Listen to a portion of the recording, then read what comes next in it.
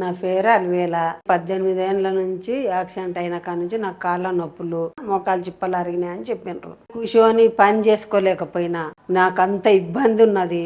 నా కొడుకు ఫోన్ చేసి అమ్మ పలానా హాస్పిటల్కు మందులు తెచ్చుకోపో అని తోలిచ్చిండు. ఇక్కడికి వచ్చి మందులు తీసుకున్నాక నాకు చాలా మంచిగా అయ్యింది. నేను పని చేసుకోలేక ఇట్లా పెట్టి ఇట్లా వంగి ఇట్లా లేచి ఇట్లా లేవాలంటే అంత కష్టం ఉంటుండే నాకు.